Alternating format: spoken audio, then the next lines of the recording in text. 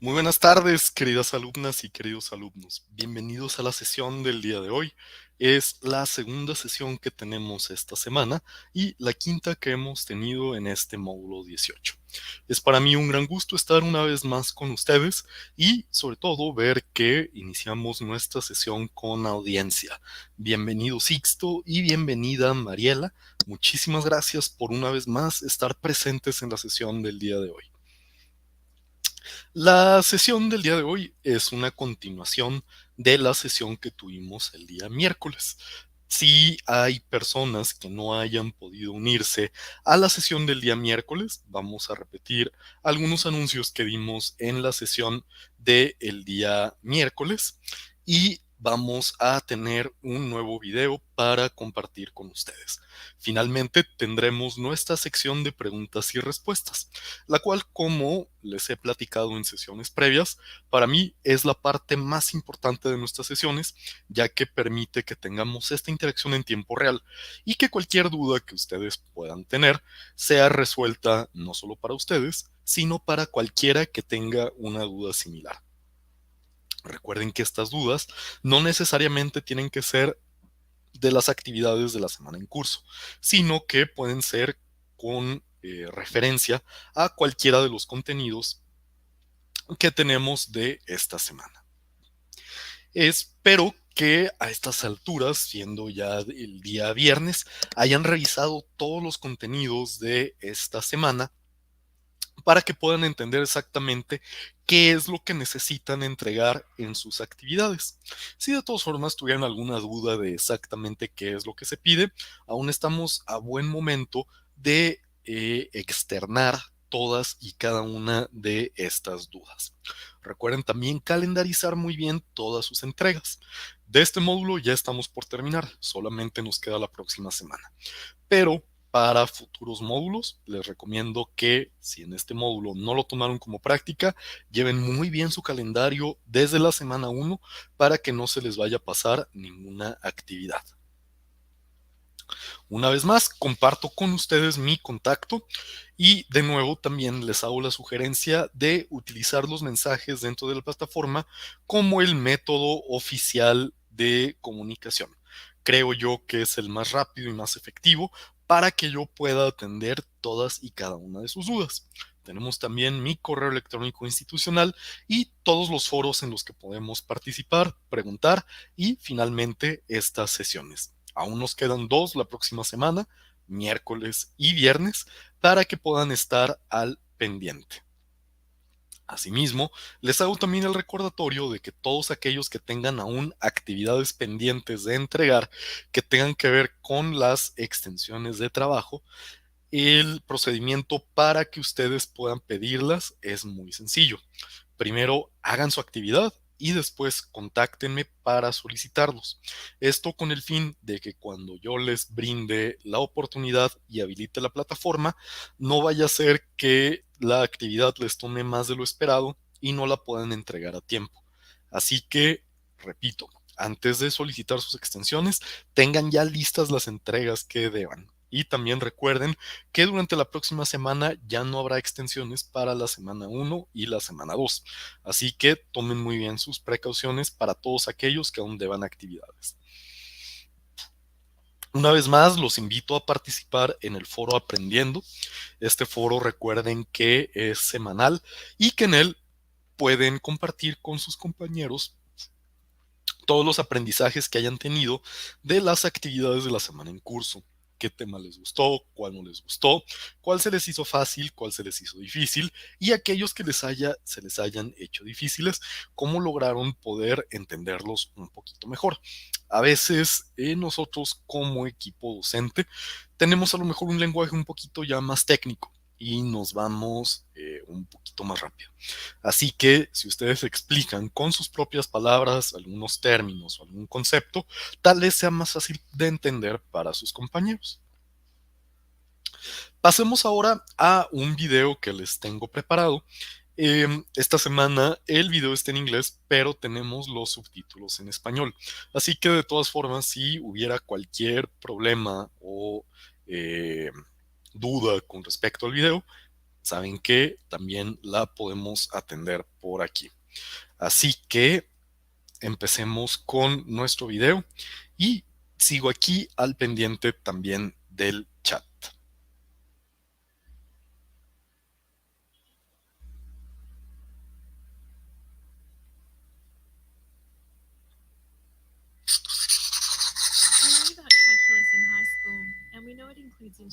We learn about calculus in high school, and we know it includes integration and differentiation. But what is it actually used for and how? The language of calculus appears everywhere in modern science and technology, whether we're modelling the rise and the fall of the stock market or determining exactly when a space rocket will arrive into Earth's orbit. It's the language invented for the specific purpose of describing the dynamic nature of our universe. To put it simply, calculus is the maths of motion and change. The word calculus originates from the Latin word meaning pebble. The Romans used pebbles to perform calculations on an abacus, and the word became associated generally with computation, just like the word calculator. The beauty of calculus is not just in the maths alone. It's in the way that calculus can form a connection, a relationship, and a language to describe the dynamic nature of our world.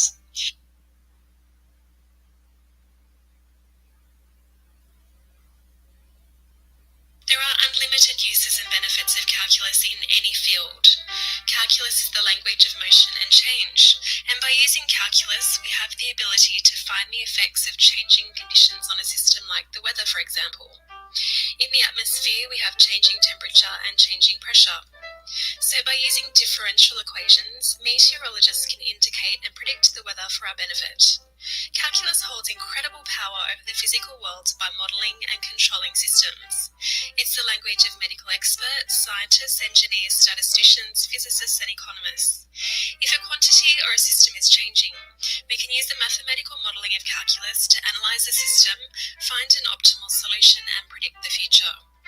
Motion, electricity, heat and light, harmonics and acoustics, astronomy, radioactive decay, reaction rates, birth and death rates, costs and revenue, all of these can be modelled beautifully using calculus.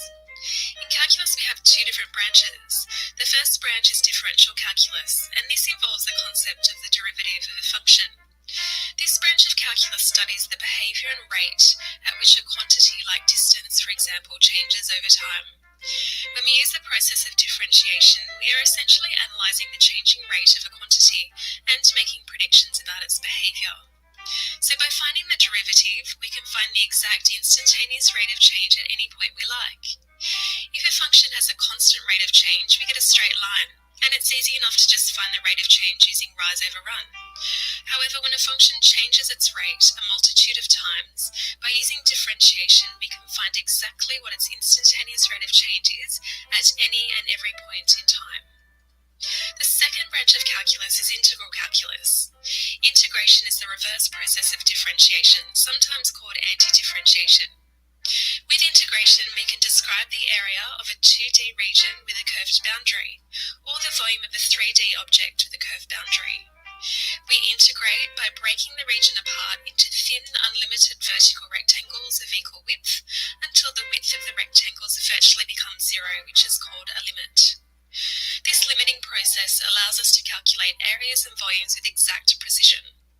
If we differentiate a function and then integrate it, it will always take us back to where we started.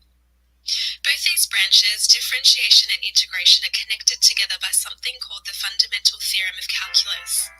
This theorem, created by Newton and Leibniz, states that differentiation and integration are inverse operations or opposites, just like yin and yang, black and white, or matter and antimatter.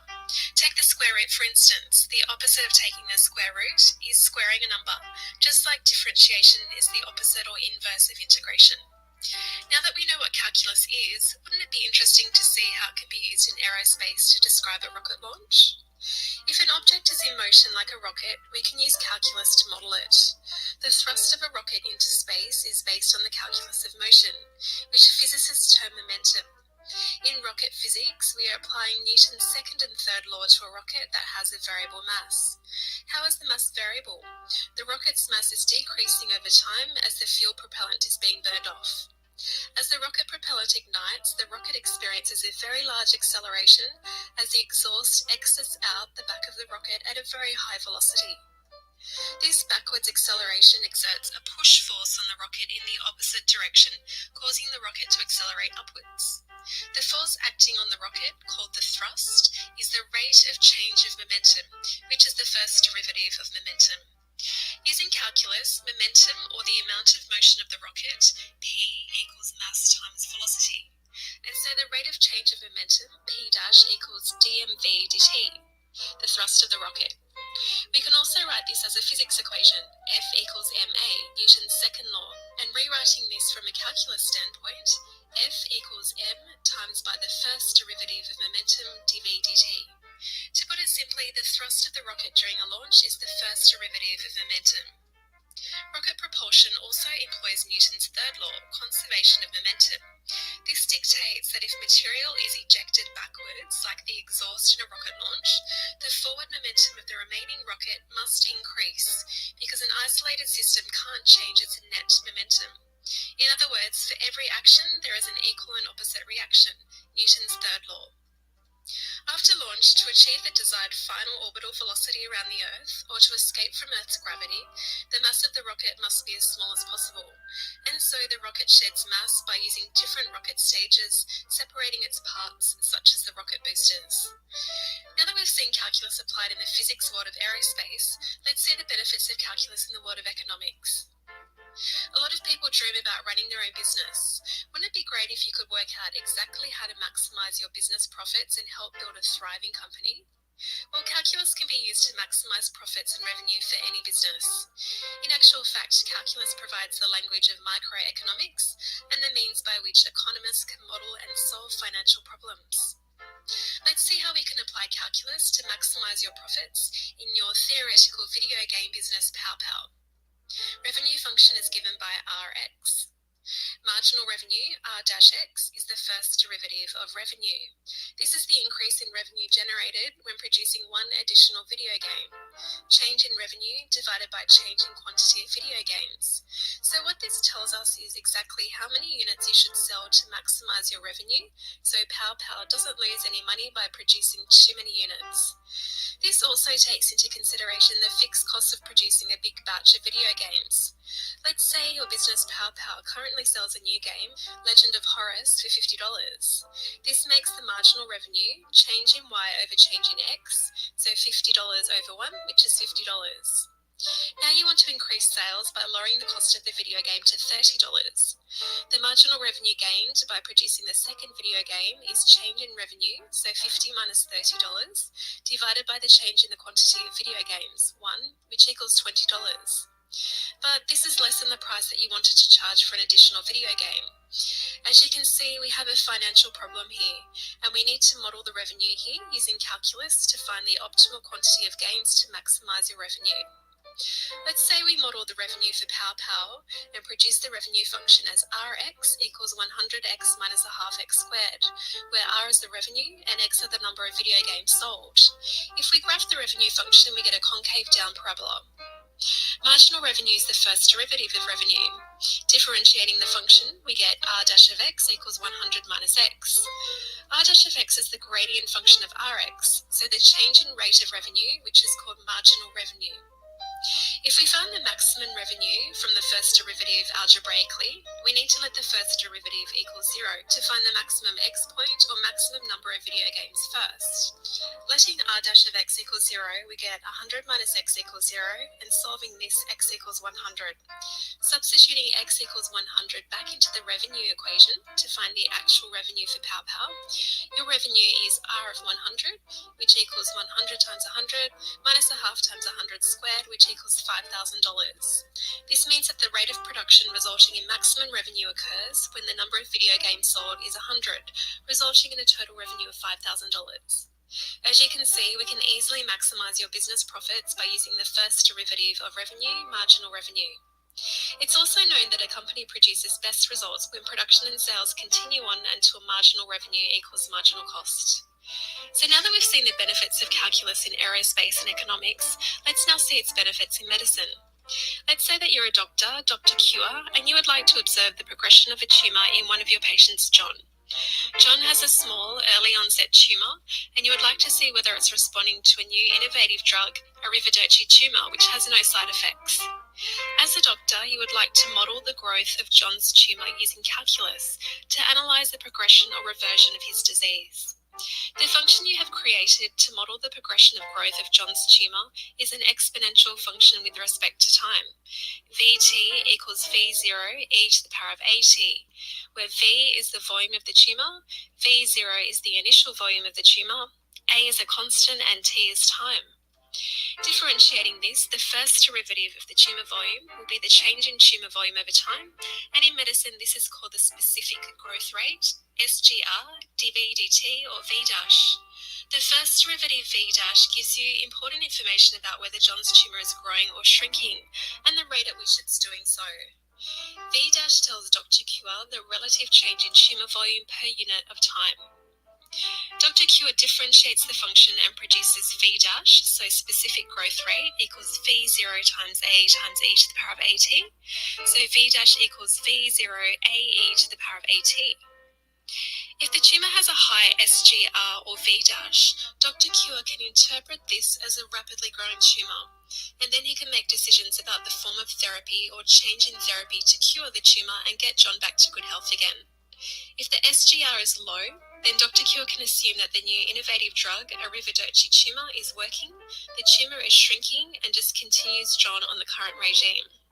As we've seen, the beauty and benefits of calculus can be applied in any scenario of change or motion, whether it be aerospace, economics, medicine, and more.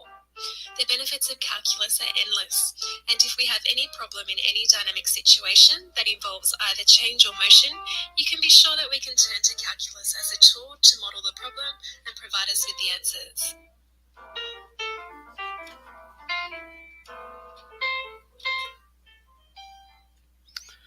Muy bien, ese fue el video que tenía preparado para ustedes en la sesión del día de hoy. ¿Qué tal les pareció? Está un poquito más técnico que lo que habíamos visto antes. Tal vez de repente va un poquito muy rápido con los cálculos, pero lo que me parece interesante es que tenemos una aplicación más a lo que ya habíamos visto. Efectivamente, habíamos hablado de cosas tan complicadas como la ciencia detrás de los viajes espaciales. Habíamos hablado también de la aplicación en medicina, si bien habíamos hablado de el contagio, por ejemplo, en el COVID, ahora vemos una aplicación más para revisar la progresión de los tumores en pacientes con cáncer y ahora tenemos una aplicación más, la microeconomía. Así que como pueden ver, las matemáticas están en todo. Y el cálculo, como lo hemos dicho desde el inicio de estas sesiones, no está aquí para complicarnos la vida con problemas, está aquí para hacernos la vida más fácil. Es una herramienta que si sabemos cómo utilizarla, podemos maximizar las ganancias de algún negocio que estemos tratando de emprender. Así que espero este video les haya sido de utilidad. Al terminar la sesión les voy a compartir también el enlace al video para que lo puedan revisar con detenimiento. Les repito, sé que hay secciones que van un poquito rápido y que creo que pueden aprovechar todavía mejor si las ven con un poquito más de detenimiento. El video originalmente está en inglés, pero si en YouTube le dan en la sección de configuración, pueden ponerle subtítulos en español para que lo puedan ver como lo vimos aquí. De nuevo, les comento que ya compartí algunos recursos adicionales en la plataforma, en el foro de novedades, para que los puedan revisar también con detenimiento. Dicho esto, pasamos a la sección de preguntas y respuestas, por lo que si tenemos cualquier duda o comentario, este es el momento de escribirlo en el chat y yo con todo gusto estaré aquí al pendiente para responderlas.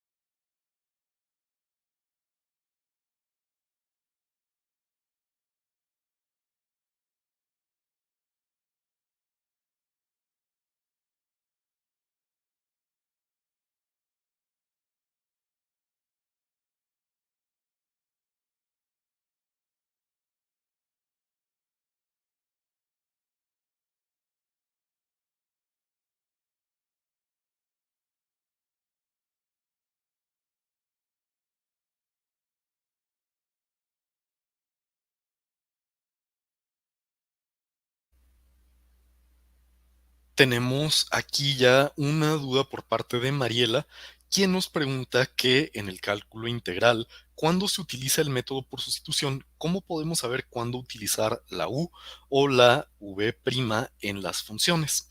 En este caso, Mariela, depende de los términos que tengamos. Hay diferentes tablitas que nos mencionan, digamos, la agrupación de términos con diferentes formatos que pudiéramos tener, y dependiendo de eso es que vamos a utilizarlos sustituyendo con los valores recomendados para sustituir o agrupar esos términos.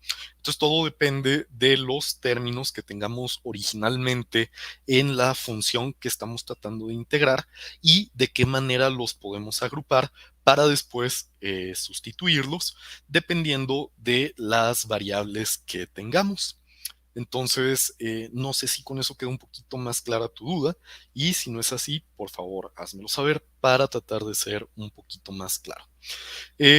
Sixto nos comenta que de momento todo bien. Entonces, muchísimas gracias por asistir a la sesión del día de hoy, Sixto.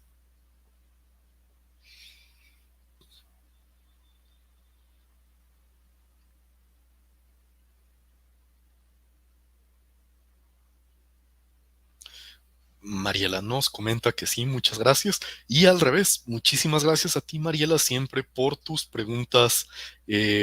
Como les he comentado también desde el inicio, yo considero que el hecho de que ustedes aporten estas preguntas en las sesiones es lo que las enriquece. Mientras más pregunten, las sesiones más útiles serán tanto para ustedes como para sus compañeros. Entonces, muchísimas gracias por estar siempre al pendiente y por contribuir al aprendizaje tanto tuyo como de tus compañeros.